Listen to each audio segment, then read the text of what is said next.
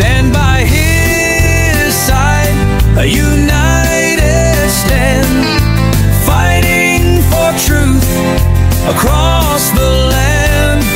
With God as our strength, our spirits will soar.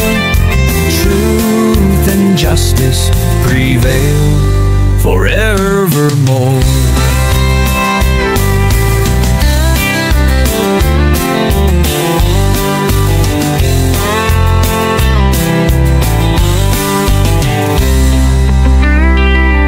We stand by his side, a united stand, fighting for truth across the land.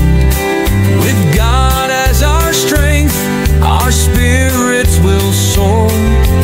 Truth and justice prevail forevermore.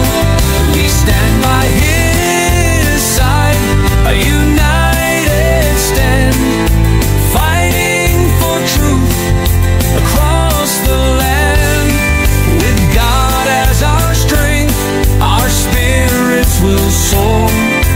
Truth and justice prevail forevermore. We stand by his side, a united stand, fighting for truth across the land. With God as our strength, our spirits will soar. Truth and justice prevail forevermore. Forevermore.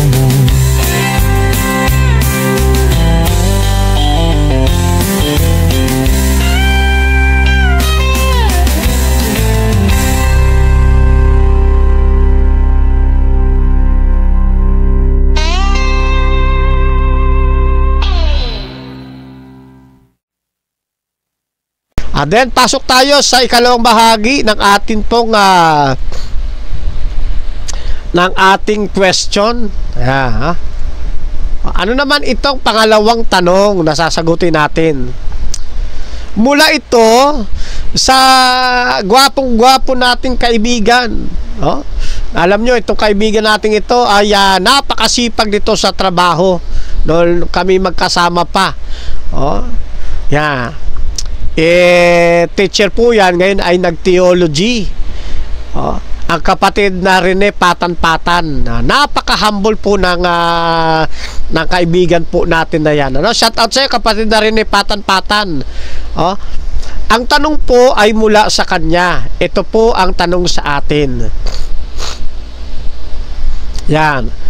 Ang utos ni Haring Nabukadnasar, sinong hindi sumamba sa rebultong itinayo niya sa Dura, Babylonia, ay itatapon sa horno. Kaso, 3 lang ang itinapon. Ibig sabihin, sumamba si Daniel sa rebulto. May sagot ka niyan, sir? Yan. Sabi ko naman, meron. Sagutin ko sa live mamayang hapon. Ngayon nga po yun, kasi kaninang umaga siya nagtanong, alas 8:33 ng umaga.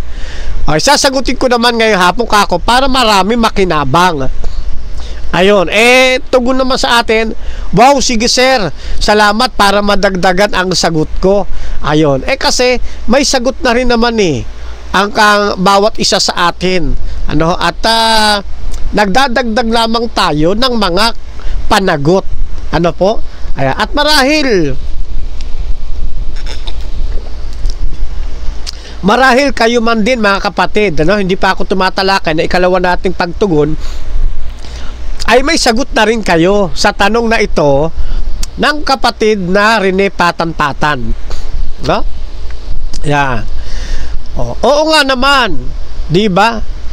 Nag-utos si Haring Nabukadnasar na kapag hindi sasamba sa rebulto na kanyang pinatayo, itatapon sa horno.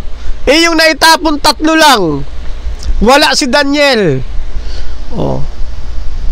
Ibig ba sabihin sumamba si Daniel sa rebulto kasi wala siya ron? Yan yung magandang tanong mga kapatid, di ba? Kasi alam natin ng kasaysayan yan sa panahon nila Daniel, ni Shadrach, Meshach at Abednego. Di ba?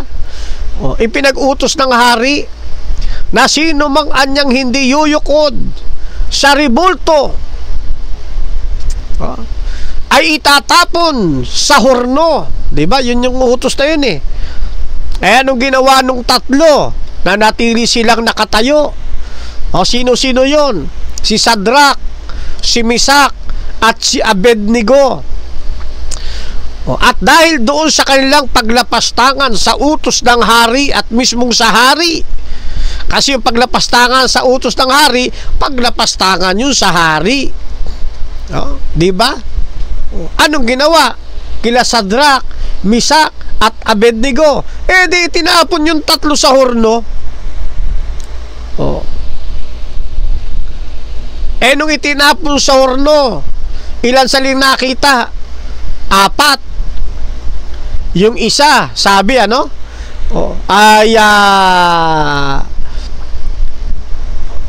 yun? Tila baga anak ng Diyos, yun sabi ng Biblia hindi si Daniel yun. Bakit wala si Daniel? Si Daniel ba, kaya hindi napasama doon, ay lumuhod rin sa ribulto? Di ba? Ang ganda ng tanong ng kapatid na kapatid na rin kaya ang topic naman natin ngayon sasagutin, bakit wala si Daniel? Ayan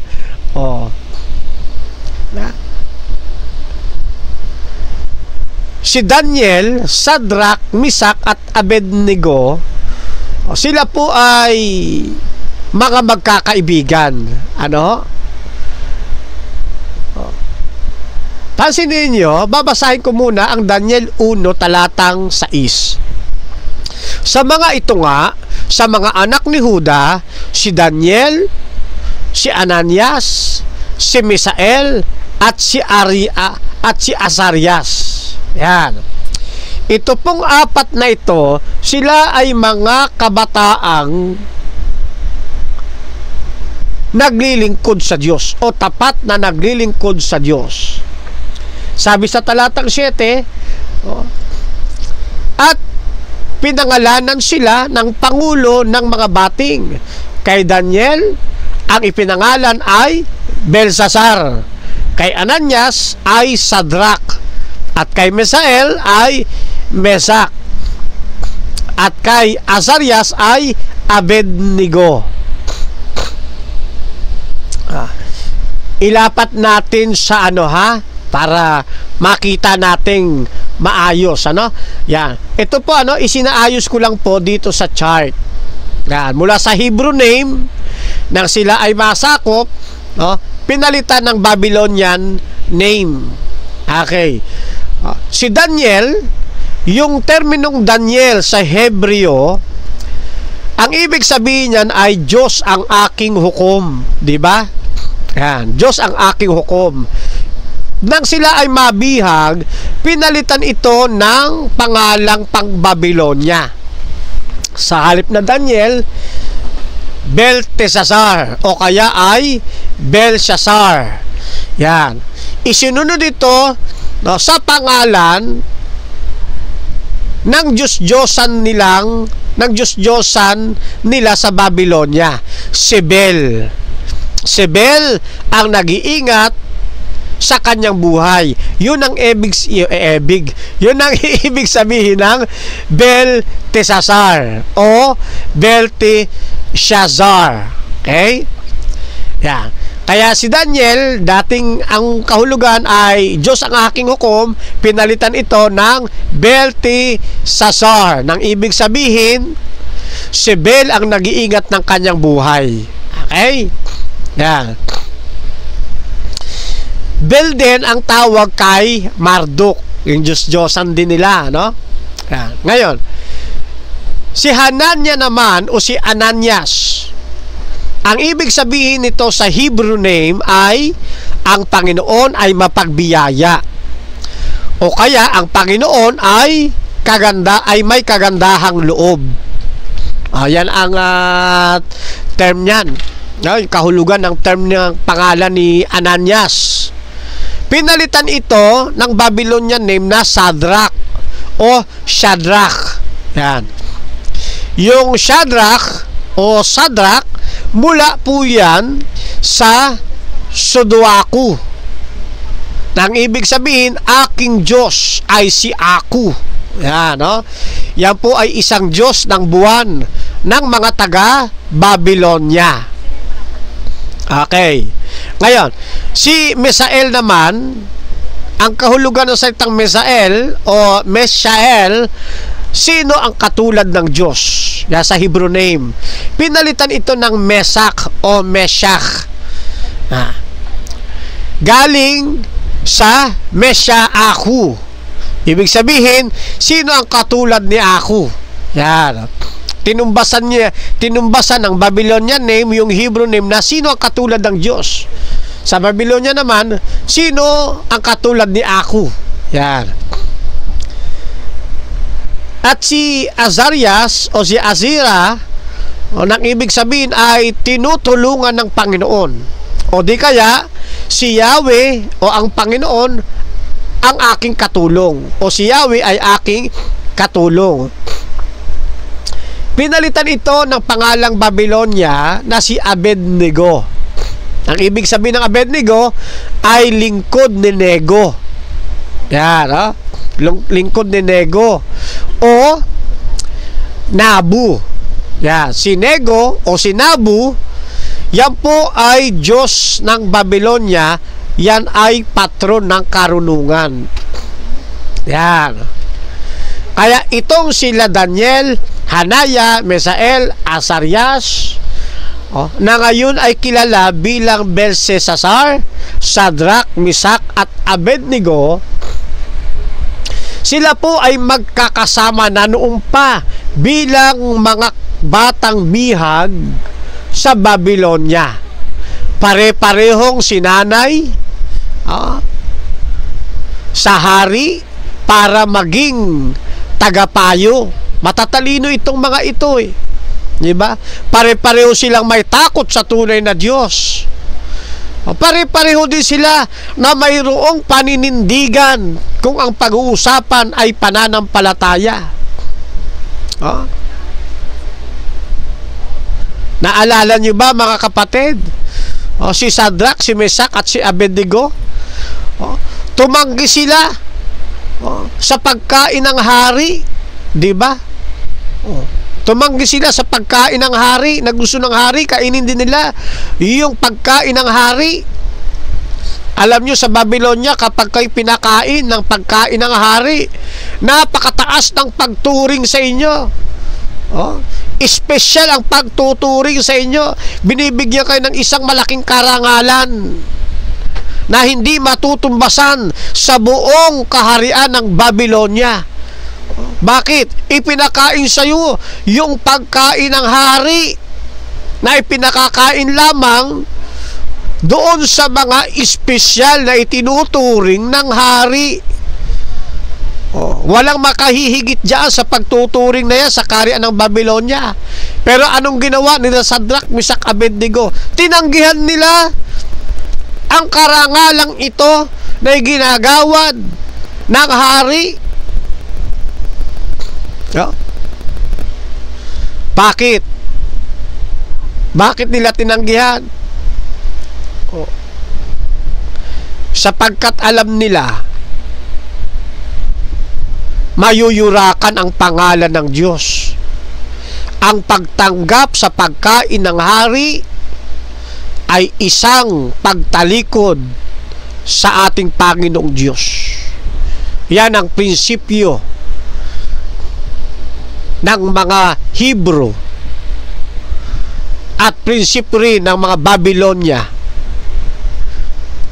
Nang isang deboto sa kanyang kinikilalang Diyos, hinainan ng pagkain ng hari na mayroong ibang kinikilalang Diyos, at kinain mo ang pagkain ng hari na mayroong kinikilalang Diyos. Ang ibig sabihin nun, itinatakwil mo na ang Diyos at tinatanggap mo na ang Diyos na kinikilala ng hari. Yan ang tradisyon ng mga Babylonia. at alam ito ng mga Hebrew. Kaya tinanggihan nila ang pagkain ng hari. Alam mo ba sa pagtanggi nila sa pagkain ng hari, isang malaking sampal ito sa hari. Kahiya-hiyang bagay ito para sa hari. Na ang pagkain ng hari ipinakakain sa iyo tapos tatanggihan mo. Isang malaking paglapastangan ito. Yan po ang ibig sabihin nun, mga kapatid. Si Daniel naman, iba rin ang paninindigan ni Daniel. Di ba? Natatandaan niyo, pinagbawal na manalangin ang lahat ng Hebrew. Pero si Daniel, hindi natinag, nananalangin sa tunay na Diyos. Di ba? May kanya-kanya silang karakter, katatagan.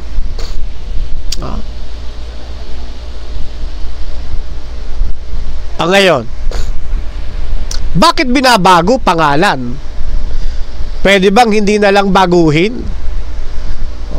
Babylonia lang ba ang may practice na kapag nasakop ang isang tao ay papalitan ng pangalan? Hindi po, mga kapatid. Yan ay kaugalian na. Umuulan. Ayos na. Kasi meron kaming sisiw na pinapalaki yung Rhode Island Red biglang umulan, baka mabasa. Naayos na pala nila. Advertisement. Okay, tuloy tayo.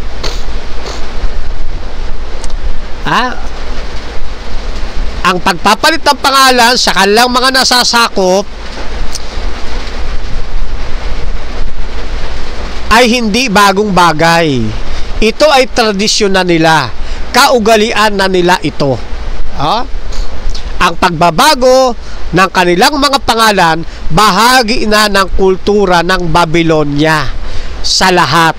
Yan, Pero, hindi ibig sabihin nun na lahat ng mga tao na nabihag ng Babylonia, bibigyan nila ng bagong pangalan. Hindi po lahat. Ang bibigyan lang ng pangalan, ng bagong pangalan, yung mga mapipili ng kaharian para sa gawaing paglilingkod sa palasyo ng hari. Yan lang ang bibigyan ng bagong pangalan. Pero yung mga nasakop na alipin na ang gampanin ay maging trabahador sa bukid o trabahador sa construction, hindi sila bibigyan ng bagong pangalan. Yan.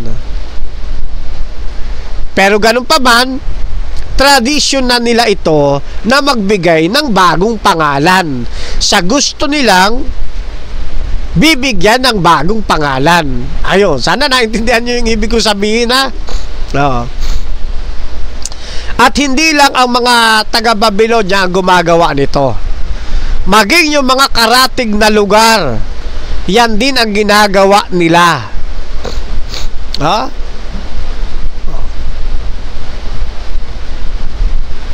Kaya't ito, kahit na bago yung pangalan, mapapansin ninyo, mga kaibigan, mga kapatid, sa espiritu at katauhan ng apat na magkakaibigang ito,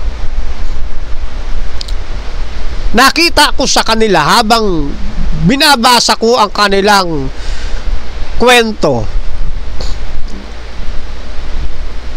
habang binabagtas ko ang banal na kasulatan para masagot ang tanong na ito, nakita ko, baguhin man ang kanilang pangalan, hindi na bago ang kanilang puso't pananampalataya sa tunay na Diyos. Ang galing, mga kapatid, Nabago man ang kanilang pagkakakilanlan sa loob ng kaharian ng Babylonia, hindi naman naalis ang kanilang tunay na pagkakakilanlan, sapagkat ang kanilang tunay na pagkakakilanlan ay nasa puso at nananatiling tapat sa Diyos ng Israel. Kaya bago-baguhin man ang kanilang pagkakakilanlan, bago-baguhin man ang kanilang pangalan, wala itong epekto sa apat na kabataang magkakaibigan.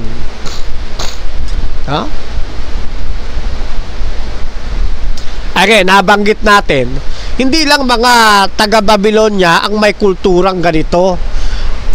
Nababaguhin yung mga pangalan ng kanilang mapipili para sa paglilingkod sa palasyo ng hari.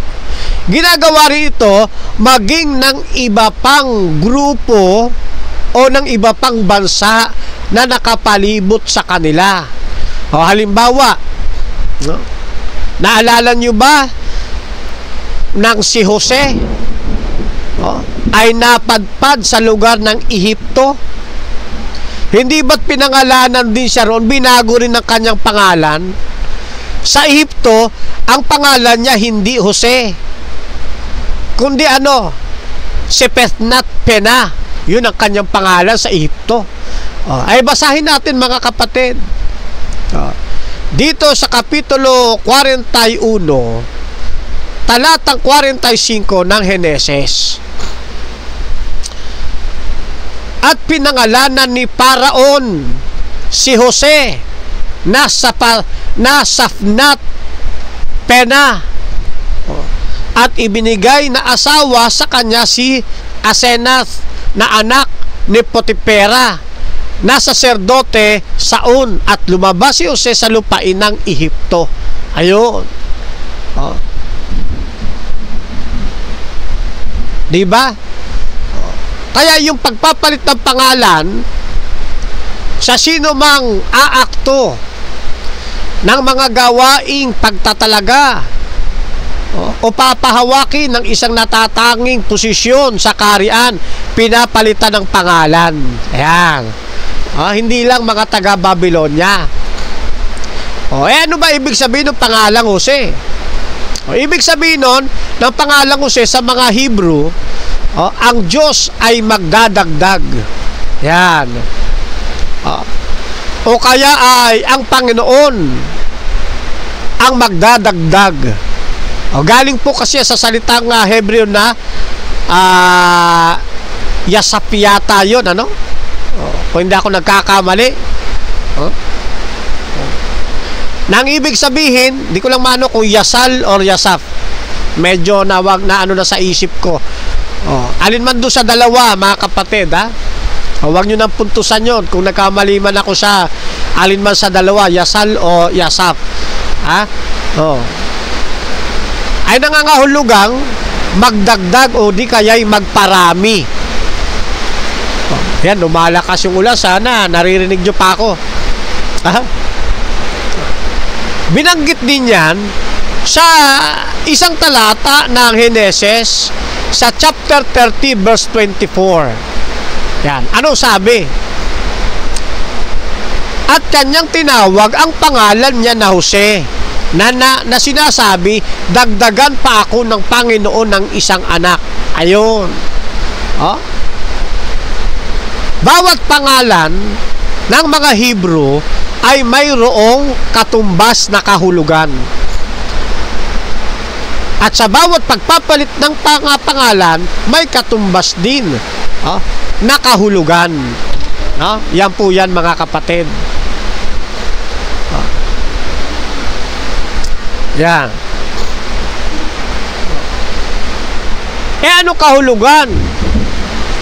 Noong ipinalit sa pangalan ni Jose na Safnath Paneah, na pangalan ng Ehipto o ng Egyptian name. Ang kahulugan ng Safnath Paneah, tagapagpaliwanag ng mga hiwaga.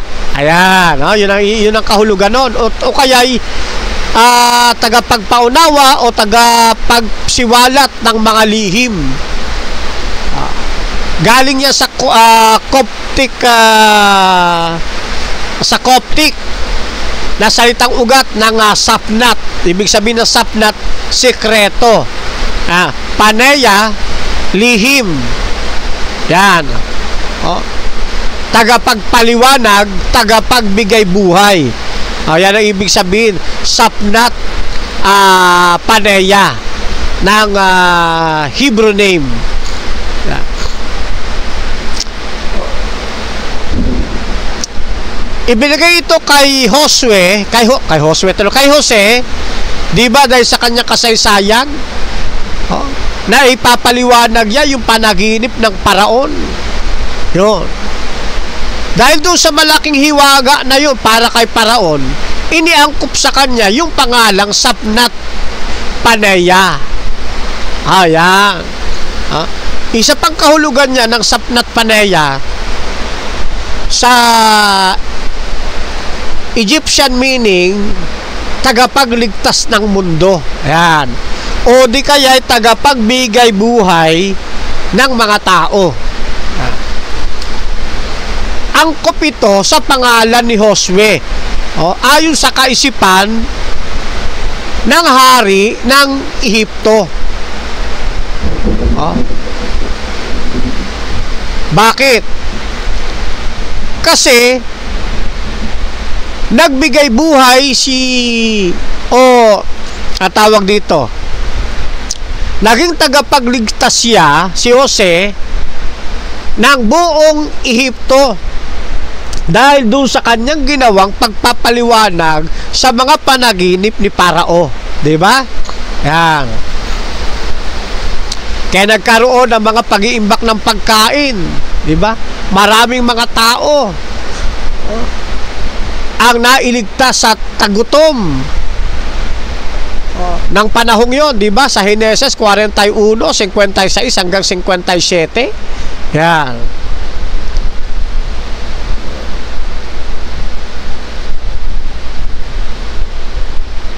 At itong Sapnat Paneya, alam din ng mga Hebrew ang ibig sabihin nito. Kasi sa Hebrew-based interpretation, pareho lang po kahulugan ng Sapnat Paneya, kahulugan ng Egyptian at saka ng Jewish tradition. Nang ibig sabihin, siya na nagpapahayag o nagpapaliwanag ng mga lihim na bagay ng Diyos. Yan po yan. Kaya pinalitan. Ano po? Ngayon, balik tayo kila Shadrach, Meshach, Abednego at kay Daniel. Ginagawa ang pagpapalit ng pangalan bilang bahagi ng kanilang kultura para burahin ang kanilang dating pagkakakilanlan at pumasok ang panibagong pagkakakilanlan para sila ay sumunod sa kultura ng Babylonia. Pero tulad ng ating nabanggit, palitan man ang kanilang pangalan, ang kanilang pagkakakilanlan, ang tunay na pagkakakilanlan ay hindi napalitan. Yan, no?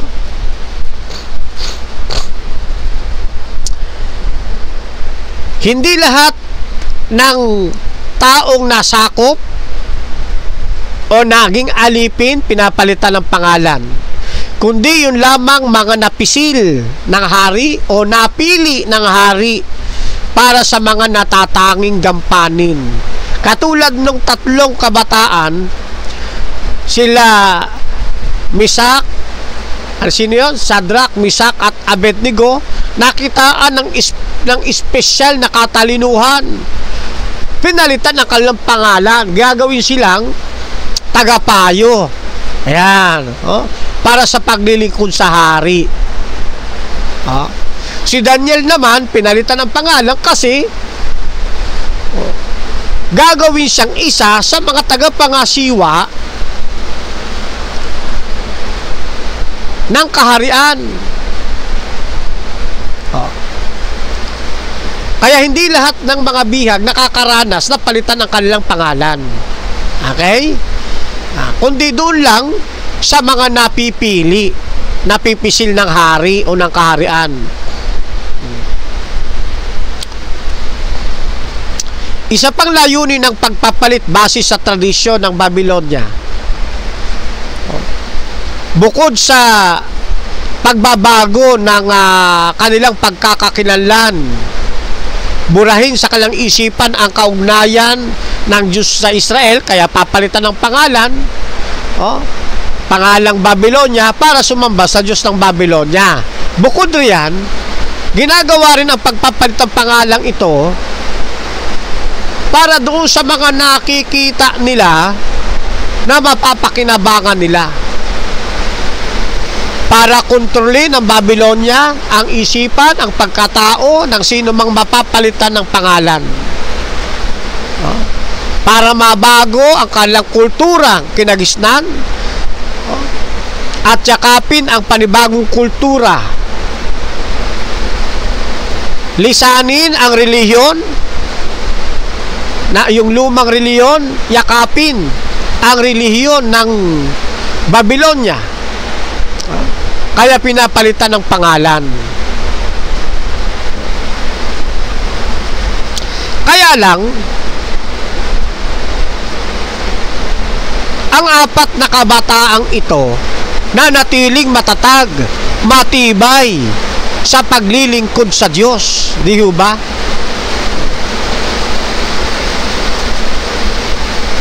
Kaya itong kwento ng tatlong Hebreyong kabataan, para makita ninyo yung detalye nila Shadrach, Meshach, Abednego, ay basahin po ninyo mga kapatid yung Daniel 3. Napakagandang kabanata. Kasi Haring Nabucodonosor nagtayo ng isang napakalaking gintong ribulto, di ba? Iniutos sa kanila na kapag tumunog ang instrumento, dapat yumuko ang lahat sa ribulto. Kaya lang, tumunog na lahat ng instrumento, nagyukuan na lahat ng mga tao. Ang tatlong kabataang ito hindi yumuko, dahilan para sila ipatapon sa hurnong naglalagablab. Nang sinilip nila ito, nakita nila hindi nasunog yung tatlo. Sino yung tatlo? Si Shadrach, Meshach at Abednego. Tatlo ang kanilang ipinasok sa hurnong naglalagablab, pero nung nakita ng hari, may apat na nilalang sa loob. Yung isa, sabi roon, anak ng mga Diyos, o tila anak ng mga Diyos, di ba? Siguro basahin na lang natin mga kapatid, ha? Umpisa muna natin sa 4. Yan, 3:4. Nang magkagayoy, ang tagapagtanyag ay sumigaw ng malakas, sa inyo'y iniuutos, o mga bayan, mga bansa at mga wika, na anumang oras na inyong marinig ang tunog ng korneta, ng plauta, ng alpa, ng sambuko, ng salteryo, ng gaita, at ng lahat ng sari-saring panugtog, kayo'y magpatira pa at magsisamba sa larawang ginto na itinayo ni Nabucodonosor na hari. 6. At sino mang hindi magpatira pa at sumamba sa oras na yaon ay ihahagis sa gitna ng mabangis na hornong nagniningas. Ay ngayon,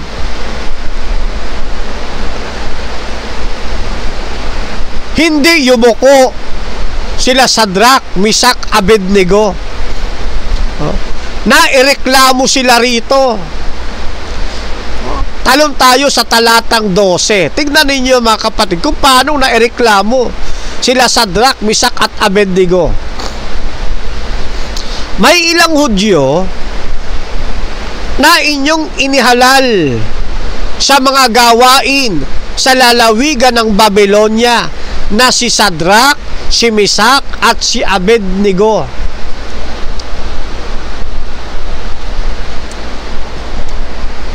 Ang mga lalaking ito o hari ay hindi ka pinakundanganan. Sila hindi nangaglilingkod sa iyong mga Diyos, ni nagsisisamba man sa larawang ginto na iyong itinayo. Yeah.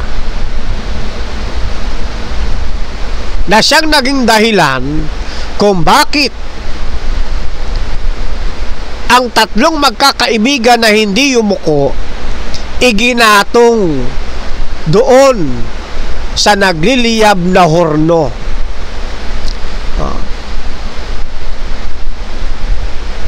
Tignan ninyo ang tala mula sa Kapitulo 3, talatang 24 hanggang 25. Nang magkagayoy, si Nabucodonosor na hari ay nagtaka at tumindig na madali.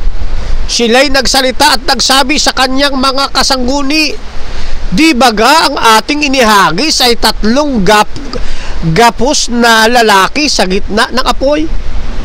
Sila'y nagsisagot at nangagsabi sa hari, totoo o hari? 25. Siya ay sumagot at nagsabi, narito aking nakikita ay 4 na lalaki na hindi gapos, na nagsisilakad sa gitna ng apoy, at sila'y walang paso, at ang anyo ng ika-4 ay kawangis ng isang anak ng Diyos.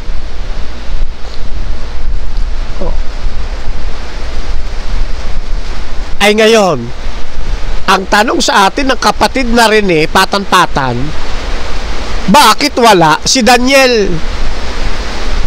Bakit 3 lang? Ibig bang sabihin si Daniel ay yumukod sa larawang ginto o sa estatwang ginto? Ang totoo niyan, mga kapatid, ang Biblia ay tahimik.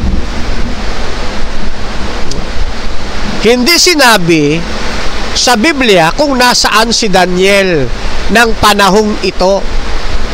Kung si Daniel ba ay kasama doon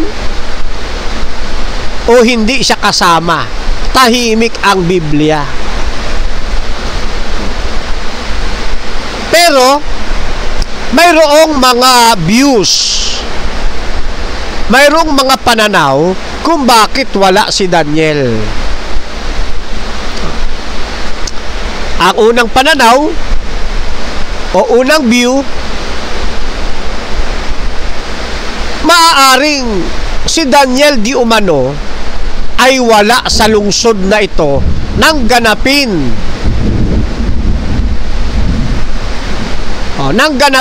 ang seremonyang ito. Bakit wala si Daniel sa lungsod ng Babylonia ng panahong ito? Ayon sa view na ito, si Daniel ay nasa isang misyon o nasa isang tungkuling pinagaganap ng hari bilang isang mataas na opisyal ng Babylonia. Anak, tawag ka anak. Diba? Kasi si Daniel mataas ang katungkulan. Kaya hindi siya napasama rito ayon sa view na ito, kasi wala siya doon sa lungsod ng tiyempong ito, sapagkat siya'y gumaganap ng kanyang misyon, kanyang tungkulin na iniatang sa kanya ng hari. Yan. Ang isa namang view, maaari si Daniel ay hindi kasama sa mga ipinatawag para sa seremonyang ito. Yan. Kasi yung mga nandirito sa seremonyang ito ayun lamang mga ipinatawag ng hari. Sapagkat si Daniel ay mayroong dakilang gampanin, hindi siya ipinatawag. Ayan. Yun yung ikalawang views. Ang ikatlong views naman, kung bakit wala si Daniel sa tagpong ito, sapagkat si Daniel at ang hari ay mayroong malalim na ugnayan at mayroong malapit na ugnayan bilang magkaibigan. Alam ng hari na si Daniel ay tapat sa kanyang Diyos, kaya hindi na niya ito sinubukan pa na papuntahin sa seremonyang ito. Yan, upang mailigtas ang buhay ni Daniel. Yan po yung mga views o mga possible views na sinasabi ng mga Bible scholar. Bakit mayroong tinatawag na mga views? Bakit mayroong 3 views ang mga Bible scholars, yung mga nag-aaral ng Biblia? Sapagkat walang tahasang sinasabi ang Biblia kung nasaan si Daniel. Tahimik ang Biblia sa tagpong ito. Yan. Kaya naglapat sila ng mga views. Yan.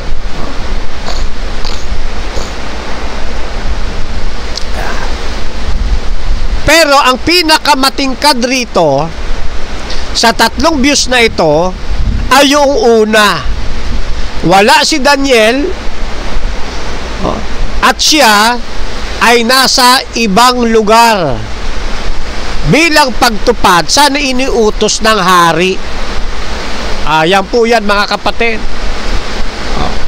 Kaya ang focus ng kasaysayan ng istorya ay hindi kay Daniel, kundi doon sa 3 niyang kaibigan.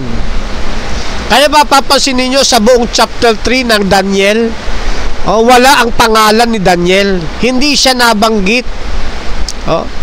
Kaya, at dahil hindi siya nabanggit, para sa mga mag-aaral ng Biblia, sa mga scholar, sa mga theologian, malinaw di umano na hindi siya bahagi ng eksenang ito, o talagang wala siya sa eksenang ito o sa tagpong ito, dahil siya ay nasa gampanin,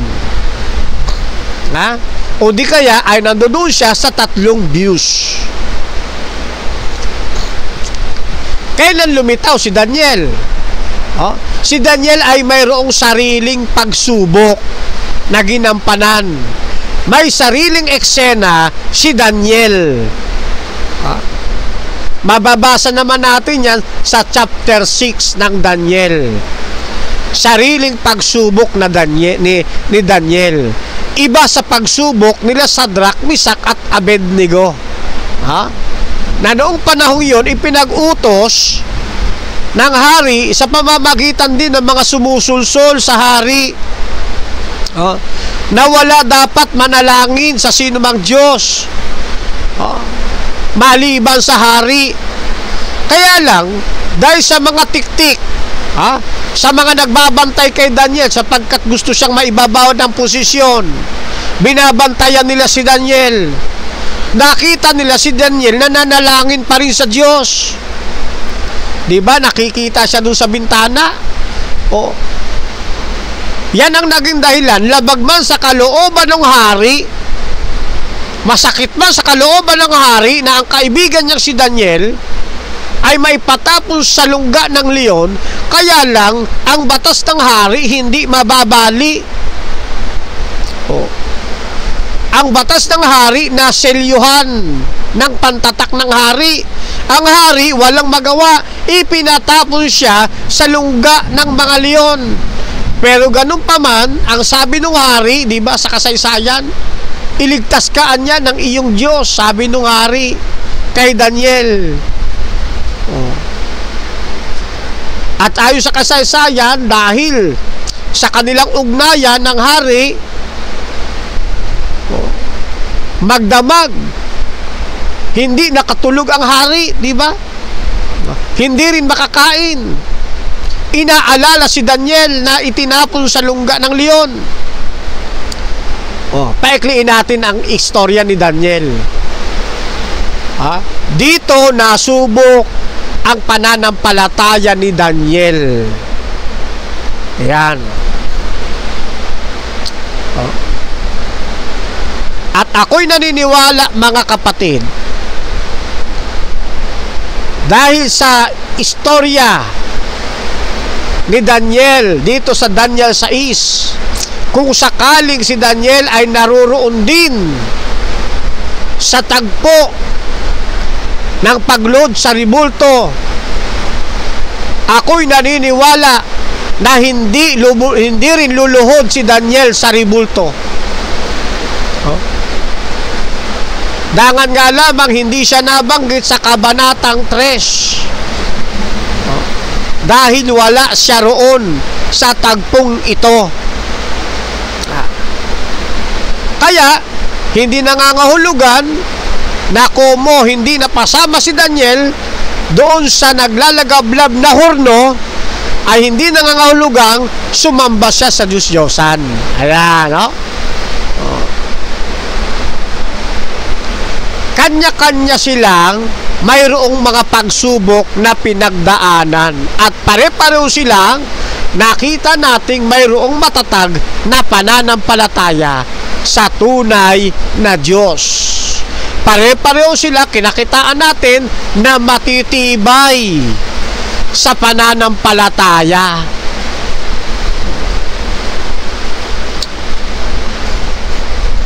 Yan. Hindi ba't ganun yan, mga kapatid, ano?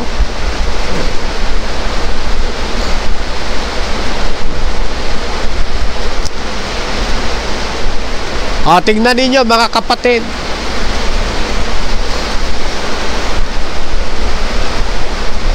Kuna natin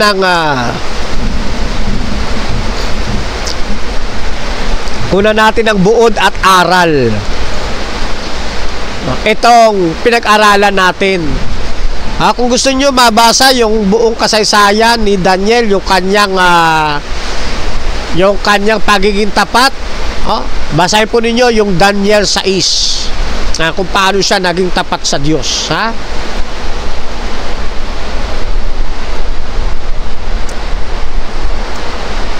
Pero para magkaroon kayo ng bird's eye view, babasa tayo bahagya lang, ano? Yan. 6:7. Pero kung gusto niyo malaman, umpisan niyo sa 1 ng talatang 6, tuloy-tuloyin ninyo, ha? Babasahin ko lang yung 7 para magkaroon lang kayo ng hagip. Ang lahat ng pangulo ng kaharian, ang mga kinatawan at mga strapa, ang mga kasangguni at mga gobernador ay nagsanggunian upang magtatag ng isang palatuntunang hari sa kaharian at upang maglagda ng isang pasyang mahigpit na sino mang humingi ng isang kahilingan sa kanino mang Diyos o tao sa loob ng 30 araw, liban sa iyo o hari, ihahagis sa yungib ng mga leon. Yan yung lapit, no? Nung mga gustong ibaba si Daniel sa kanyang panunungkulan. Talatang 8 at 9. Ngayon o hari, papagtibayin mo ang pasya, lagdaan mo ng iyong pangalan ang kasulatan upang wag mabago ayon sa kautusan ng mga taga-Media at mga taga-Persya na hindi nababago. Kaya't ang kasulatan at ang pasya ay nilagdaan ng pangalan ng Haring Dario. Ang Diyos ko'y nagsugo ng kanyang anghel. Talon tayo sa 22. At itinikom ang mga bibig ng mga leon. At hindi nila ako sinaktan. Palibasay sa harap niya ay nasumpungan akong walang sala. At gayon din sa harap mo, o hari, wala akong ginawang kasamaan. Ano daw? Pagkatapos na maipatapod si Daniel sa yungib ng leon, dahil nga sa nabanggit ko sa inyo kanina, na patuloy siyang nananalangin kahit na mayroong batas ng pagbabawal, ay ginagampanan pa rin niya ang tungkulin niya sa tunay na Diyos. Ay nakita siya ng mga umuusig sa kanya, ng mga sumusubaybay. Labagman sa kalooban ng hari, ipinatapon siya ng hari sapagkat nalagdaan ang batas. Pero sa kabila noon, maagang maaga pa, sang-ayon dyan sa istorya, pinuntahan siya ng hari, at tinawag, hindi ba? Daniel, iniligtas ka ba ika ng iyong Diyos? Ano sabi niya? Ang Diyos ko'y nagsugo ng kanyang anghel, itinikom ang mga bibig ng mga leon, hindi nila ako sinaktan. Palibasay sa harap niya, nasumpungan ako walang sala, at gayon din sa harap mo, o hari, wala akong ginawang kasamaan. Naalala niyo yung istorya na yan, mga kapatid? Matibay ang pananampalataya ni Daniel. Kaya kung siya'y mapupunta sa akto na yon, hindi rin luluhod si Daniel. Apat sila. Kung nandoon si Daniel, nasisigurado ko, apat sila. Daniel, Shadrach, Meshach, Abednego, hindi luluhod sa ribultong ginawa ng hari. Pare-pareho silang may takot sa tunay na Diyos at tapat sa tunay na Diyos. Pare-pareho silang mayroong matitibay na pananampalataya. Hindi sila kailanman sasamba sa Diyos-Diyosan. Kaya yung mga karanasan nila Shadrach, nila Meshach, Abednego, karanasan ni Daniel, punong-puno ng napakahalagang mga aral sa buhay pananampalataya. Punong-puno ng katapangan at katapatan sa Diyos. Kahit pa sa harap ng mga banta sa kalabuhay o dadanasing kapahamakan.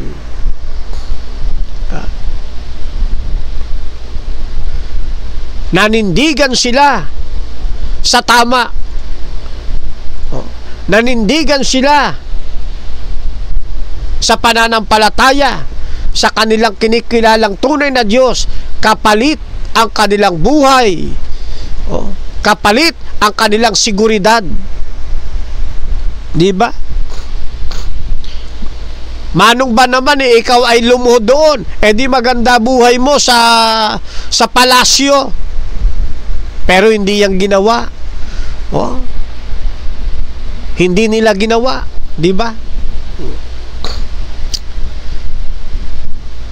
Hindi nila kailanman isinuko yung kanilang pananampalataya para sa kaginhawaan. Hindi nila kailanman isinuko ang kanilang pananampalataya dahil sa katanyagan. Kunan natin ang aral, mga kapatid. Maraming mga mananampalataya ngayon. Napansin nyo ba, maraming mga dating Adventist na umalis sa pananampalataya natin para lamang sa kaginhawaan, para lamang sa katanyagan. Maraming ganyan nangyari, mga kapatid. Hindi sila nakapanindigan sa katotohanan ng kanilang daladala.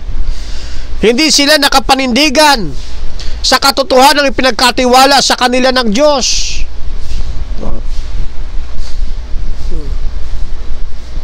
Palibasa, yung iba gustong maging ministro, gustong maging pastor ng Seventh-day Adventist, ay hindi natupad ang pinapangarap.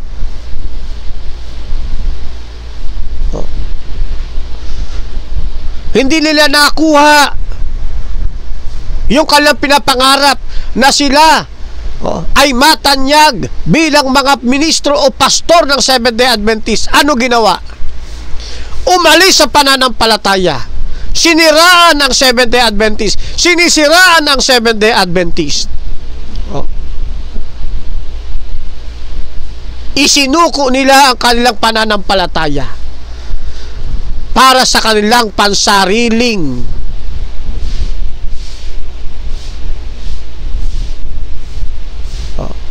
ano tawag dyan? Sa pansariling kapakanan. Di ba? Ngayon, pastor na sa ibang pananampalataya, nakuha nila yung kanilang gusto sa ibang pananampalataya. Kaya masugid sila sa pagtuligsa sa tunay na bayan ng Diyos. Kasi hindi nila dito nakuha yung gusto nilang makamtan. Isinuko nila ang kanilang pananampalataya para makamit ang sariling interes.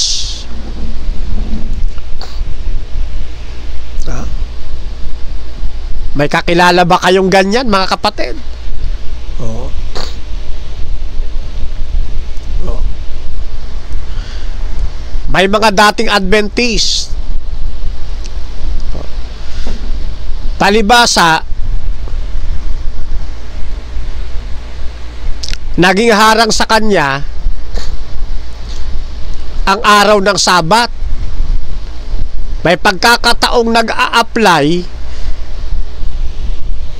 para sa kanyang paghahanap buhay, hindi napapayagan kasi araw ng Sabado. Kasi sa Sabat keeper mahalaga sa yung Sabat sa atin. Kanya lang, may nakapag-offer, may napuntahan, malaki magiging sahod. Malaki ang magiging ay kinukwenta-kwenta niya, aba hindi ito kikitain ng isang ordinaryong ano lang. Iniwan ang pananampalataya. Tinanggap ang kaginhawaan. Isinuko ang pananampalataya para makamtan ang kaginhawaan. Nakalulungkot na tanawin, mga kapatid. Pero sila Daniel, Shadrach, Meshach, Abednego, nanindigan sila sa kung ano katotohanan. Nanindigan sila sa panig ng Diyos. Maging kapalit ito'y buhay o maging kapalit ito'y seguridad nila. Hindi nila kailanman isinuko ang kanilang pananampalataya dahil sa kaginhawaan na kanilang kakamtan doon sa Babylonia. Hindi nila isinuko ang kanilang pananampalataya para lamang sa katanyagan sa Babylonia. Ito ang pananampalatayang masarap gayahin, mga kapatid. Yung katapatan ng paglilingkod sa Diyos. Maaaring mahina tayo bilang tao, pero kaya tayong patatagin ng ating Panginoon Kristo bilang tao. Pwede tayong maging matatag sa lahat ng banta.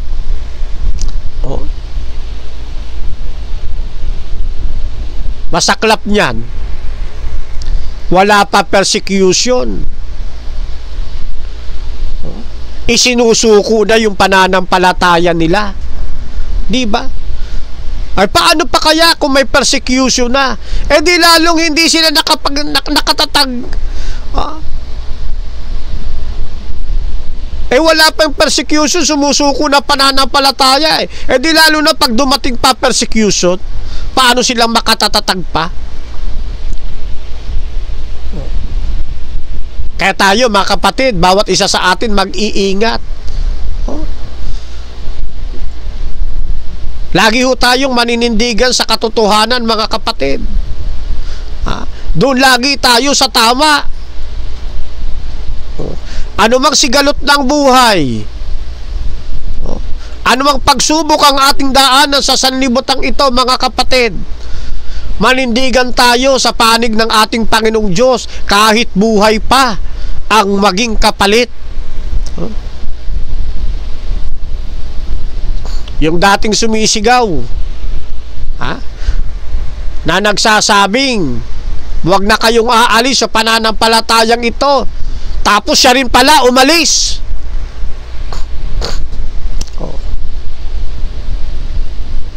Di ba? Manindigan tayo sa tama, mga kapatid. Manindigan tayo sa pinagkatawag sa atin ng Panginoong Diyos, katulad ni Shadrach, Meshach, Abednego at ni Daniel. Huwag natin kailanman isuko ang ating pananampalataya sa Diyos. Kapalit ang kaginawaan, kapalit ang katanyagan, kapalit ang sariling interes.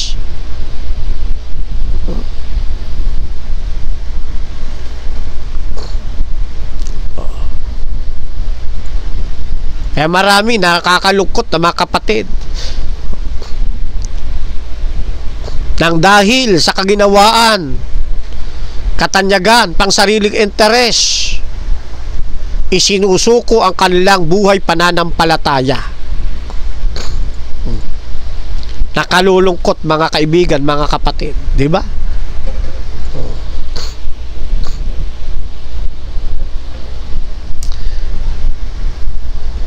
Sa pagiging tapat nila sa Shadrach, Meshach, Abednego, hindi sila nasunog. Si Daniel hindi kinain ng leon dahil sa kanilang pananampalataya. Iniligtas sila ng Diyos. Di ba? O ano kung hindi natin makita hindi natin makuha yung kaginawaan, yung katanyagan ng buhay. Kung ang kapalit naman yan ay buhay na walang katumbas sa piling ng ating Diyos Ama. Di ba? Iniligtas sila ng Diyos dahil sa kanilang katatagan sa pananampalataya. Yan din ang mangyayari sa atin kung tayo'y magiging matatag sa pananampalataya, mga kapatid. Kayang iligtas ng ating Panginoong Diyos ang lahat niyang lingkod sa anumang uri ng mga panganib na susuungin ito alang-alang sa pananampalataya. Ang tunay na seguridad, mga kapatid, hindi sa lupang ito. Ang tunay na seguridad ay nasa loob ng kalooban ng ating Panginoong Diyos. Ang tunay na seguridad hindi sa kapangyarihan o posisyon sa mundong ito. Ang tunay na seguridad ay sa piling mismo ng ating Panginoong Diyos. Kaya wag nating isusuko ang ating pananampalataya.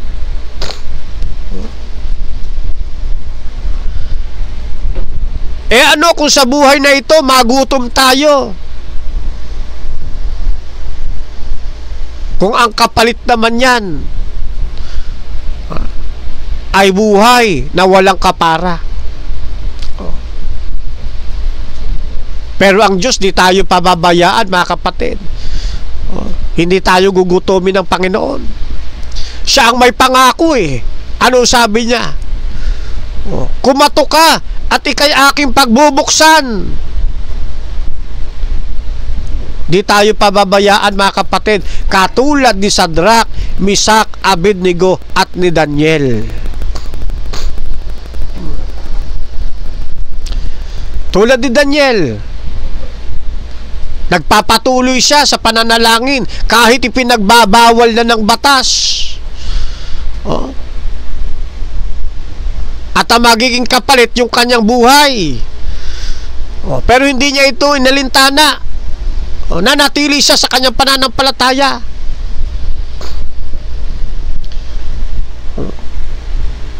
Ano aral na pwede nating makita? Huwag nating hayaan na ang batas ng tao o takot ang siyang pumigil sa ating debosyon sa Panginoong Diyos. Huwag nating hayaan na yung batas ng tao o ang takot natin ang siyang pipigil sa pakikipag-usap natin sa Diyos. habang lalo tayong sinisikil, habang lalo tayong dumaranas ng pagsubok, dapat lalo tayong nagiging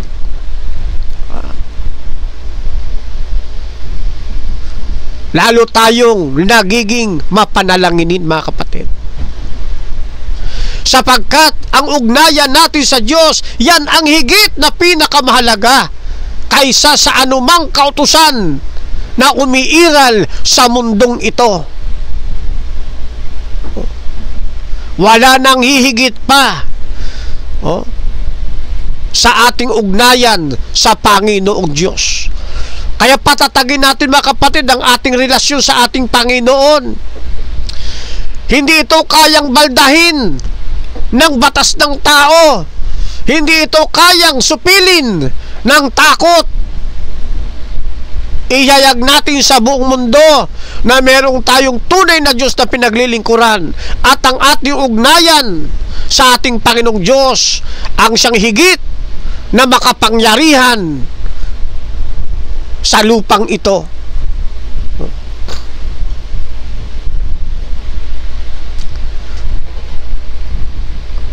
Yung apat ay yung tatlo, si Shadrach, Meshach, Abednego, tumanggi sila na sumamba sa rebulto ni Haring Nabucodonosor. Ang tumanggi sa utos ng Haring Nabucodonosor, kamatayan ang kapalit. Ano aral makukuha natin, mga kapatid? Napakarami. Tandaan natin, ang kapangyarihan ng tao may hangganan. Pwede nating sundin, mga kapatid, ang kapangyarihan ng tao, pero may hangganan. Kapag taliwas na ito sa kalooban ng Diyos, hindi natin ito dapat sundin.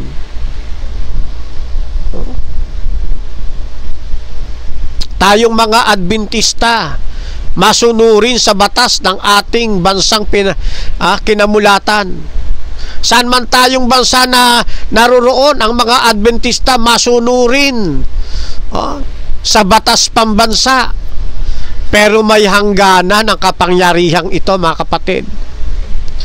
Kapag ang kapangyarihan ng tao o batas ng gobyerno nauusig sa bayan ng Diyos, taliwas na sa panuntunan ng Diyos, hindi na ito dapat sundin. Sapagkat walang tunay na makapangyarihang hari kundi ang Diyos na ating pinaglilingkuran. Kung meron tayong dapat nakatakutan, hindi ang hari ng sanlibutan, hindi ang presidente ng sanlibutan, hindi ang batas ng sanlibutan, kundi ang tunay na hari, ang ating Panginoong Diyos.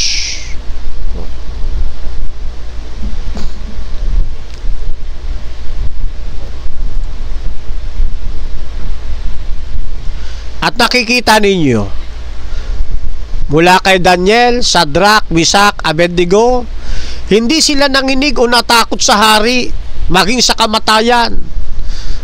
Bakit hindi sila natakot sa kamatayan? Kasi alam nila, kasama nila ang Diyos. Diba?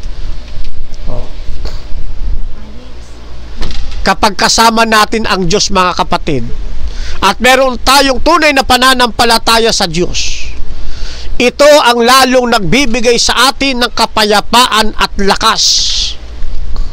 Ito ang lalong nagbibigay sa atin ng katatagan kahit pa sa harap ng kamatayan. Yan ang katotohanan yan, mga kapatid.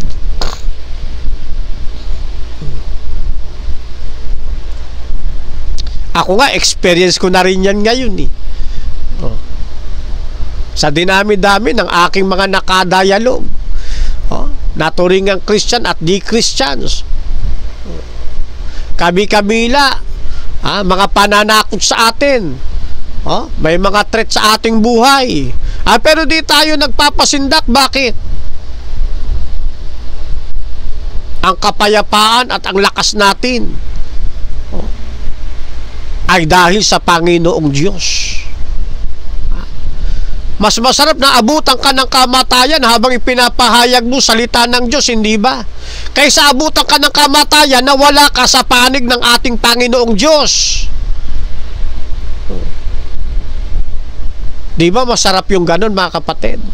Abutan tayo ng kamatayan dahil tayo nasa paglilingkod. Kaysa abutan ka ng kamatayan na ikaw ay nasa pagliliwaliw. O kaya panawagan natin doon sa mga kapatid natin nagpapahinga sa pananampalataya. Magbalik loob na tayo. Buhayin ulit natin ang ating pag-ibig sa Panginoong Diyos. Anumang oras dumating ang kamatayan sa ating buhay, nakatitiyak tayo. Pag dumating ang second coming, sa piling tayo ng Ama mapupunta.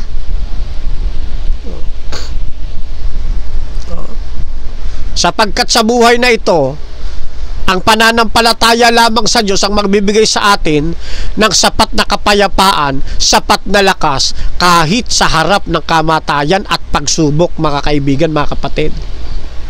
Di nyo ba napapansin yan? Dahil tayo nasa tunay na pananampalataya, wala ka nang maisubo, wala ka nang mailagay sa iyong plato, pero ano nangyayari? Umaawit ka pa rin at panatag ka. Maya-maya makikita mo yung pagpapala ng Panginoon naririyan na sa iyong lamesa. Hindi ka nag-aalala, di ba? Yun ang kagandahan ng nasa Panginoon. Mayroon tayong kapayapaan, mayroon tayong lakas. Bakit? Meron tayong magandang relasyon sa ating Panginoong Diyos.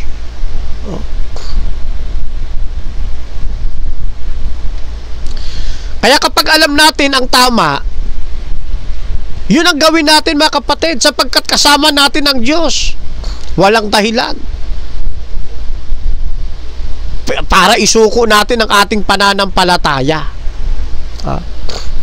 Huwag ang iyong sariling interes ang siyang sumira ng iyong pananampalataya sa Diyos.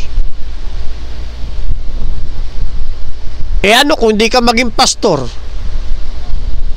Hindi naman ibig sabihin niya na kapag hindi ka pastor, di ka na pwedeng maglingkod sa Diyos.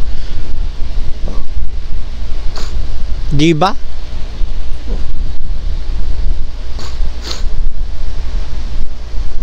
Ngayon, nakita ngayon ni Nabucodonosor yung milagro sa buhay nung 3 pantas nila Sadrak, Mesak at Abednego. Ano na nangyari? Kinilala ni Nabucodonosor yung kadakilaan ng Diyos.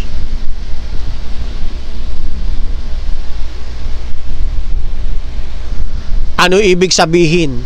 Ano aral na nakikita natin dito?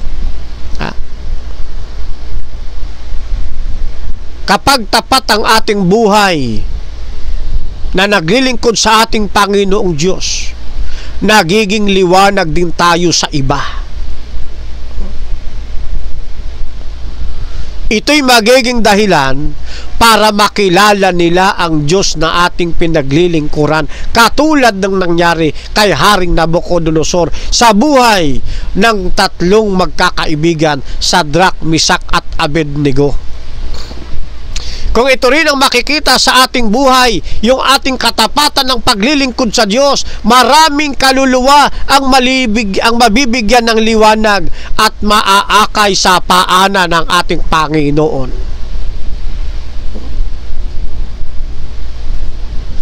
Kaya kung minsan, mga kapatid, sa buhay na ito, ginagamit din ng Diyos yung ating katapatan para maipahayag ang kanyang dakilang kapangyarihan sa buong sanlibutan. Ito ang dahilan kaya niya tayo tinawag mula sa kadiliman, upang yung liwanag na kanyang ibinigay sa atin makita rin at magningning sa buong sanlibutan. Kaya huwag kayong mahiya pakilala na kayo'y mga Seventh-day Adventist member. Huwag kayong mahiya na kayo'y tawaging mga Kristiyano. Huwag kayong mahiya na sila'y ipanalangin natin sa lahat ng pagkakataon. kahit pa sa harap ng madla. Maraming Adventist sa katotohanan lang. Kapag ang kaharap nila, hindi ka pananampalataya, nahihiya silang ipagpakilala na sila'y Adventist. Bakit sila nahihiya? Hindi dapat ikahiya. Dapat ipagmalaki natin. Hindi sa paraang ipinagyayabang, kundi sa paraang pagpapatotoo.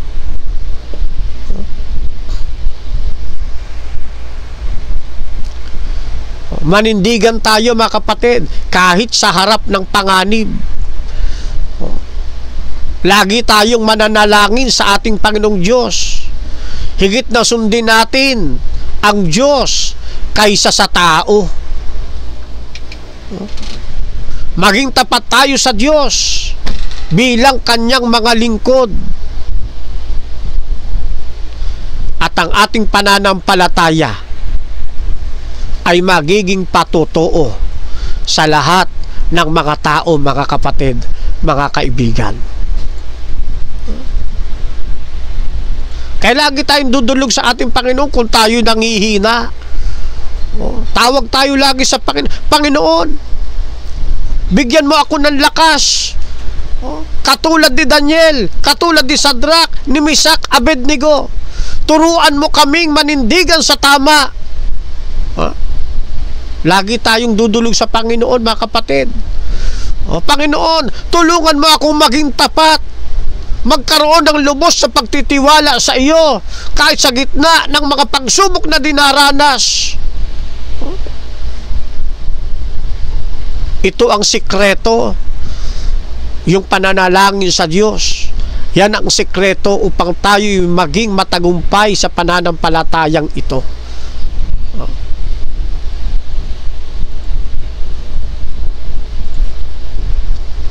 Katulad ni Daniel, Sadrak, Misak, Abednego.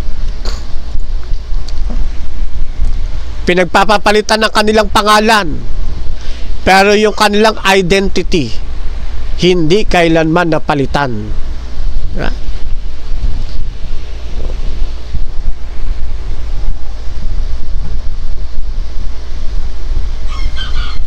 Tinanggihan nila yung pagkain mula doon sa lamesa ng hari.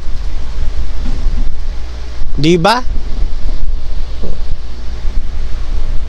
Maraming tao ngayon hindi pa inaalok nakahain pa lang yung sugpo sa lamesa, nilalanta ka na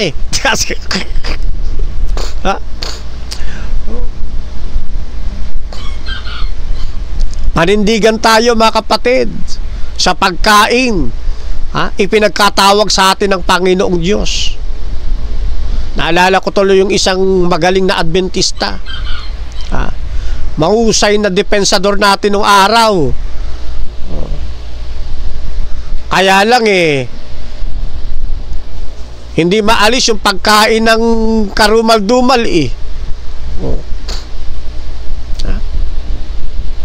Ayun ang mahirap. Hindi pa inaalok, lumalantak na. Kailangan nating maging matatag, mga kapatid. Tanggihan natin yung pagkaing hindi angkop para sa atin, katulad nila Sadrak, Misak, Abednego.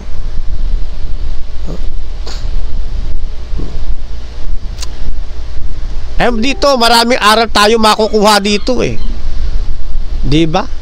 Kung maraming kantsaw ang ating danasin, ayos lang yun. Tayo na may nasa panig ng Diyos, di ba?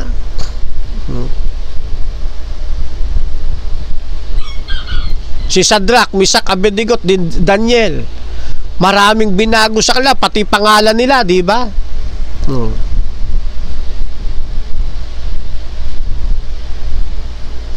Pero yung kanilang tunay na pagkakakilanlan, hindi kailanman nabago.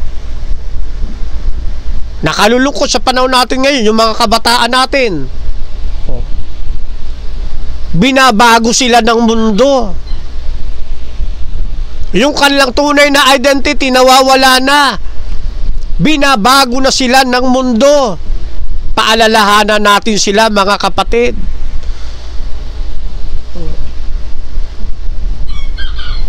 Huwag tayong papayag, kahit tayong mga nasa katandaan, huwag tayong papayag na baguhin ng mundo ang ating pagkakakilanlan bilang mga anak ng Diyos. Huwag tayong papayag na babaguhin tayo ng mundo para mabago yung pagkakakilanlan natin bilang anak ng Diyos. Ipakilala natin kung sino tayo. Iwagayway natin ang banner ng ating Panginoong Diyos.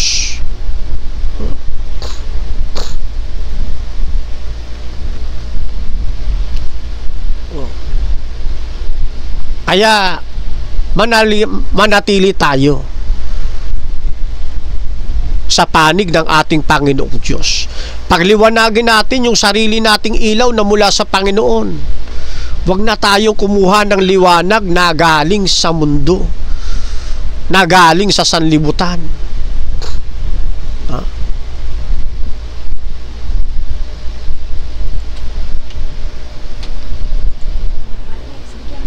Kaya kapag tayo'y magtutumibay sa pananampalataya, matutulad tayo kila Daniel, kila Sadrak, Misak at Abednego. Ayan. Pansamantala, ayan muna natin tatapusin yung magandang katanungan mula sa ating kaibigan na si Pastor Rene Patan-Patan. Ayan, Pastor Rene, congrats kay magiging pastor na. Salamat sa inyo pong magandang tanong. At sana sa ating ginawang pag-aaral na ito ay mayroong mga natuto, mayroong nagising na mga natutulog, may tumibay habang tayo'y nag-uusap. Ayan, di na tayo nakapunta sa ating verse by verse, mga kapatid, sa susunod na lang uli. Medyo napadaldal ako Okay, bago tayo tuluyang magtapos ay babati na muna ako at babasa kung may komento man tayo. Yeah. Okay.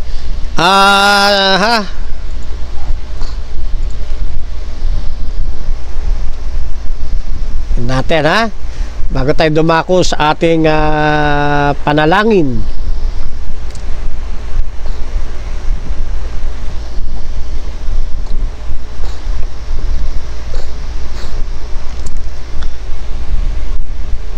Okay, shout out kay John Vic Yobib Danke. Yan.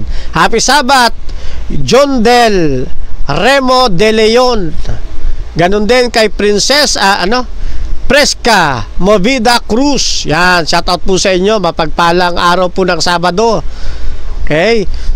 Shout out Michael Antonio Ilabo, Alan Di Rito, Danilo Tano. Yan, sabi ni kapatid Danilo, happy Sabbath, happy Holy Sabbath sa iyo, bro, Camacho, at sa lahat watching here from Saudi Arabia. Ayun. Okay, salamat po kapatid na Danilo, shout out po sa inyo. Okay. Sabi ni ako nawala. Okay, tingnan ko muna rito. Shout out kay kapatid na Monster Vlog. Yan. Mapagpalang hapon po. Danny Osayan Abing. Mapagpalang hapon din po sa inyo, kapatid na Danny Osayan. Berting Digo Permas. Yan. Happy Sabbath po, kapatid na Berting. Boss Jesse Raquinho. Yan, mapagpalang hapon po sa inyo. Ganon din kay Jeffrey Ramirez. Sunny Biernes Abidanya. Okay, mapagpalang hapon po. At shout out kay Felix Sagadraka at Jimboy Sarona. Yan. Shout out kay Adshine V. Yan, masipag nating kapatid. Kay Jules Salposial Sudanes. Yan, ha? God bless po sa inyo. Mark Bryan, shout out. Marken Bautista, mapagpalang hapon. Gerald de la Cruz, Shabbat Shalom kapatid. Richard Pinheiro, yan, happy Sabbath. Roden Famis, yan, shout out po kapatid.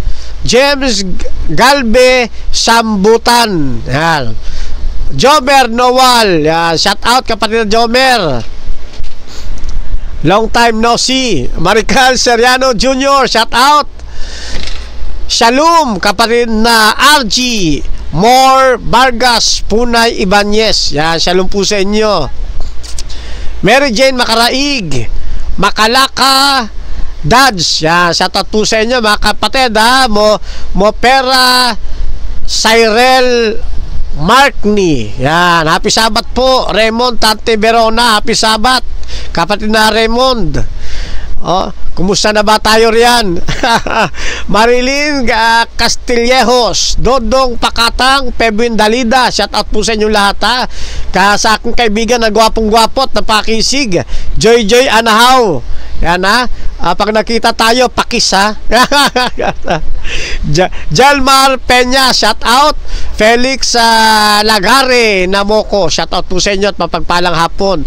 Trinidad Reynaldo, yan, happy Sabbath po.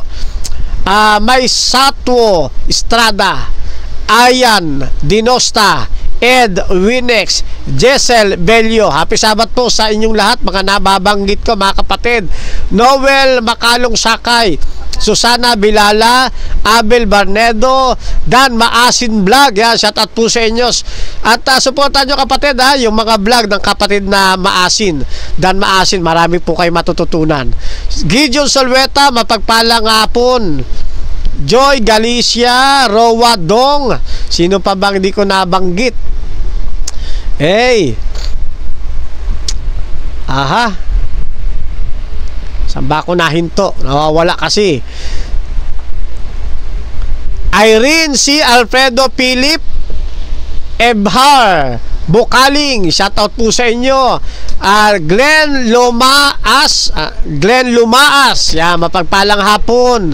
God bless kapatid na Manny Carbonilla Sabio Jr., Princess Asitora, Shem Lubrico Sumagaysay, yan, mapagpalang hapon po sa inyo lahat. Tristan Art Asqueta, Jamir Peter Dumangas, mapagpalang hapon. Babsi Pletado, Faith P.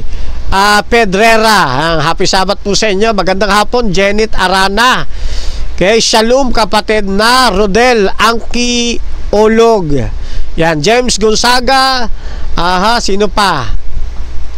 Palagay ko na dodoble-doble ko na rin ng iba, eh. Anyway mga kapatid, ha, John Vic Yubib Donkey, bro, paano nyo po tinitindigan ang Sabat from sunset to sunset? Sige po, sa susunod po, yan ang talakayin natin, no? Basta kami po ay paglubog ng araw hanggang sa muling paglubog ng araw, yan. At kung halimbawa may mga lugar na wala namang sumisikat na araw, sumusunod tayo doon sa tinatawag na ano ba ito? Almanac, yung may proseso, may mga bansa na may proseso sila kung paano sineselebrate o pagpapalit ng bawat araw. Next time ay ipaglilingkod ko po sa inyo po yan mga kapatid, ha? Okay, so sa ngayon hindi ko muna mabigyan ng mahabang explanation kapatid na John Vic, pero next episode natin yan, tatalakayin ko po yan kasi gagamitin na ulit yung ating platform. Ayan, ha? Opo, pasensya na po muna. Tatalakayin po natin to kasama ng Observatory Almanac natin para doon sa mga tao, sa mga bansa na walang pagsikat o na walang araw sa loob ng maraming buwan na sumisikat. Ano? Yan. May mga observatory almanac po silang ginagamit para malaman nila kung paano nagpapalit ang bawat araw. Kaya hindi rin po sila naliligaw. Ano po? Yan. Dito naman sa atin, sa Pilipinas, madali natin malaman kung kailan nalubog ang araw. Ano po? Basta doon lamang po tayo sa paglubog hanggang sa muling paglubog. Minsan nasa kalendaryo ho natin yung mga oras ng paglubog. Kaya binibigyan pansin din po natin yung ating kalendaryo, no? Ayon sa pagsusuri ng nakatalaga sa pagpapalit ng bawat araw. Hindi tayo sa oras naka-pattern, mga kapatid, ha? Akala kasi nung iba, pag dumating yung alas 6 o sunset na, o kaya alas 5 ay lumubog na araw. Hindi po. Doon tayo sa mismong paglubog ng araw, hindi sa oras. Kasi kung minsan ay may mga pagkakataon, lalo dito sa Dasma, Cavite, alas 6, mataas pa araw nakikita pa yung araw. Ay dituloy pa ang aming pananambahan, pangingili ng araw ng Sabat hanggang sa paglubog nito. Kaya kung minsan pagka ganito ay dinadamay na namin, nagkakaroon na rin kami na tinatawag na sundown worship. Yan. Yan. Kaya ang Adventist, hindi lang siya naka-pattern sa oras, kundi mismo sa paglubog nito. Ayan. Kung minsan nakakatulong din ang oras kasi katulad siya sabi ko, nakalagay din sa kalendaryo, nakakatulong po yun, mga kapatid. Yan. Basta tayo ay Jewish reckoning ang atin pong ginagamit na pamantayan. Biblical po ang atin. Mula sa aklat ng Genesis, mula sa paglubog ng araw, nagpapalit hanggang sa paglubog, no? Ayan, no? Kaya halimbawa, ngayon, sa aking oras, alas 4:17 ng hapon. Sabat pa sa atin yan. Pag lumubog ang araw mamaya, araw na po yun, ang bilang na namin doon ay first day of the week na. Halimbawa lang, lumubog halimbawa ng alas 6 ng hapon. Sa aming mga Adventist, ang bilang na po riyan, paglubog ng araw, yung dilim na yan, yung gabi na yan, ang tawag namin dyan, linggo ng gabi. Linggo ng gabi. Kasi Sabado ngayon, unang araw, linggo. Linggo ng gabi. Yan. Pag sumikat ang araw, linggo ng umaga. Lilipas ang buong maghapon, lulubog na naman, halimbawa alas 6 ng linggo. Paglubog ng araw ng alas 6, Lunes na ng gabi po yan. Yan, sa perspective ng Seventh-day Adventist. Kasi nga, biblical reckoning ang amin pong sinusundan. Hindi kami kagaya ng Roman reckoning. Na ang pagpapalit ng araw ay mangyayari sa kalagitnaan ng gabi. Yan, alas 12 ng gabi nagpapalit ng araw. Roman reckoning po yon, hindi po kami doon nakapase. Kaya kundi nasa biblical reckoning po kami. Ayan po, isa kong maikling pag-explain po doon sa hinihingi po ninyong explanation. Okay? Lalawakan natin to sa mga susunod na pagkakataon. Yan. Kaya kalimitan po sa mga church member namin sa iglesia, para hindi sumablay yung pag-worship ng Sabbath, idinediretso na namin ng sundown worship. Yan. Mas ligtas pong paraan yun na nakikita po namin, no? Okay, so yan po muna, pansamantala, kapatid na John Vic Yubib Dangke, ang akin pong maikling sagot sa inyo pong napakagandang katanungan. Ayan, okay? So, ayan. Lalawakan ko na lang yan sa mga susunod, Okay, shoutout muna ako sa YouTube channel natin, Billy Ramier Merantes, watching from Cavite. Okay, nabasa natin kay Yulo Lumbas. Kanino tayo na hinto? Shoutout na rin kay Leonora Villanueva. Watching from Bayugan City. Yan. Kay Gibson Nevato. Shout out po sa inyong dalawa, kapatid na Leonora, kapatid na Gibson. Shout out din kay Melchor Bentorayo. Okay. Ito yung mga nabanggit ko na marahil kanina. Kaya sabi ni Jackie Celis, wala po si Daniel sa lugar na yon. Dahil base sa pagkarinig ko, maybe may mga appointment si Daniel sa ibang lugar. At sa time na yon, wala doon si Daniel. Kaya 3 lang ang nakita na hindi nagsimba sa estatwa. Ayun. Tama kapatid na Jackie ang inyong observation. Yan. At sa inyong mga natandaan, sa inyong mga napakinggan na nagpaliwanag din. Elani Ramoran, shout out po sa inyo ha. Happy Sabat. Patrick Gonzales, solid ng paksa ng iyong pangangaral, Kampersky. Sana solid din po ang ating friendship nila Kaplino na parang sila sa Drak, Misak, Abednego. Amen, kapatid na Patrick. Yan, shout out ha. Okay. Na kahit na ng pagsubok ang dumating ay solid pa rin. Yan, shout out sa kapatid na Patrick at purihin ang Panginoon. Mula kay Kapuso Vlog, good afternoon po bro. Happy Sabat sa lahat ng kapatiran kung saan man silang dako ng mundo naroon. Happy Sabat po sa inyong lahat. Happy AY, andito kami ngayon.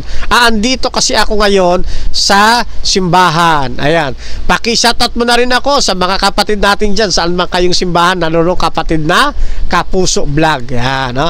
Sabi ni Dante Moralde, amen. Ayan, thank you po mga kapatid sa inyong patuloy na pagsuporta sa atin pong gawaing ito sa Impapawid.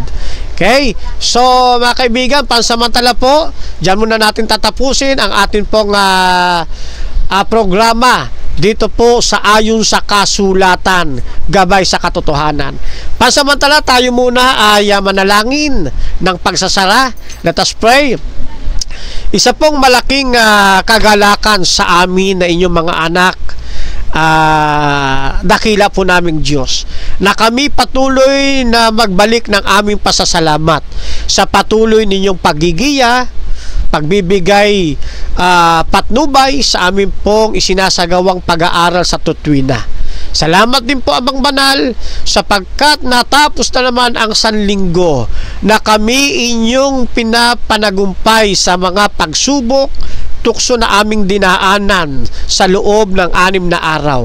At ngayong araw ng Sabat, sama-sama na namang magkakapatid na masiglang nagpupuri sa inyo at ipinangingilin ang inyong banal na araw na inyong binasbasan. Dalangin po namin, Ama, sa lahat po ng mga kapatiran at mga kaibigan sa pagitan ng programang ito ng Ayon sa Kasulatan at sa mga tahanan ng mga nakapakinig at makakapakinig o makakapanood pa ng programang ito.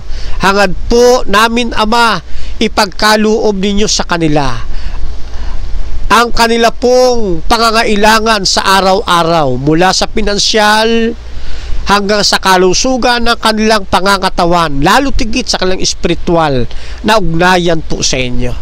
Saan man kami nagkulang, saan man po kami nagkasala, dakilang Diyos, patawarin po ninyo kami at manatili kami na patatagin sa inyo pong panig.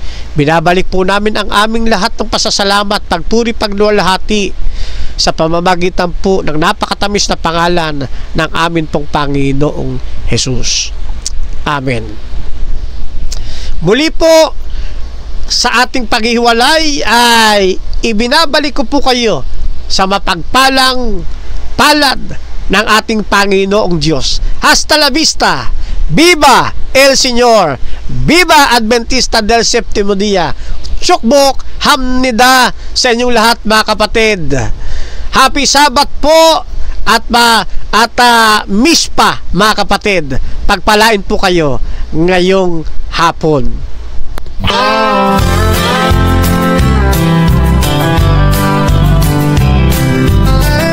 Fernando Beza Camacho Jr., a name we hold dear, serving God faithfully year after year,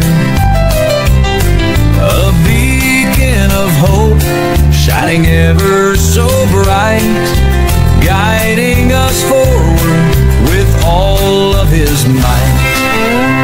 We stand by his side, a united stand, fighting for truth across the land. With God as our strength, our spirits will soar. Truth and justice prevail forevermore.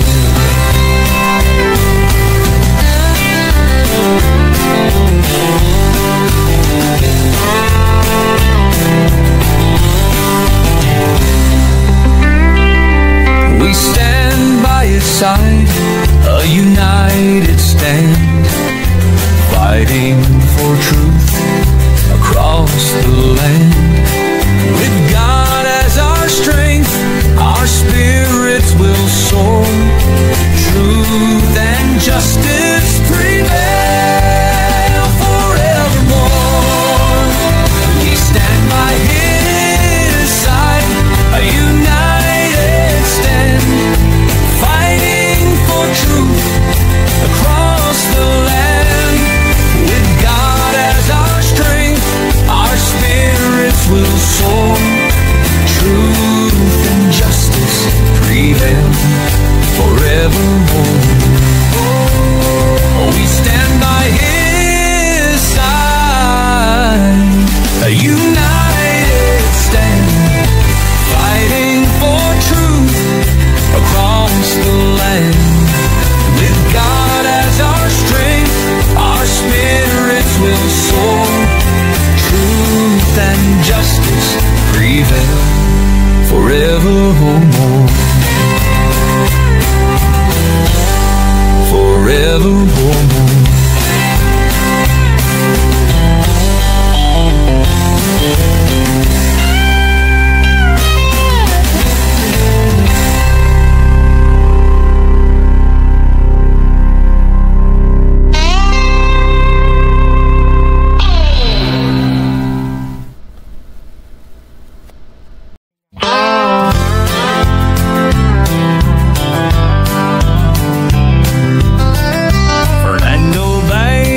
Camacho Jr., a name we hold dear, serving God faithfully year after year, a beacon of hope shining ever so bright, guiding us forward with all of his might. We stand by his side, a united stand, fighting for truth across the land. With God as our strength, our spirits will soar. Truth and justice prevail forevermore.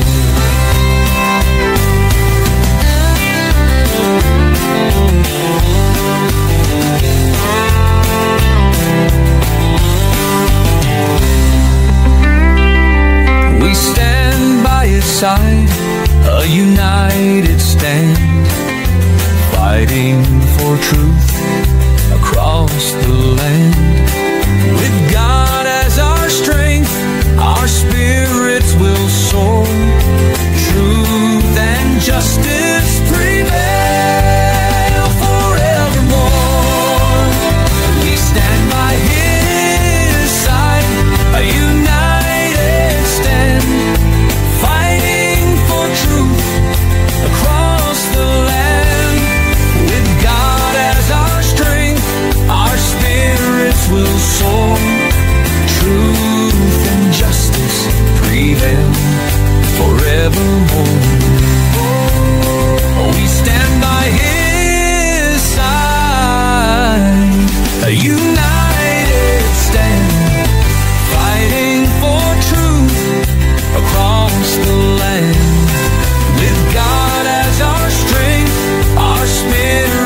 will soar. Truth and justice prevail forevermore. Forevermore.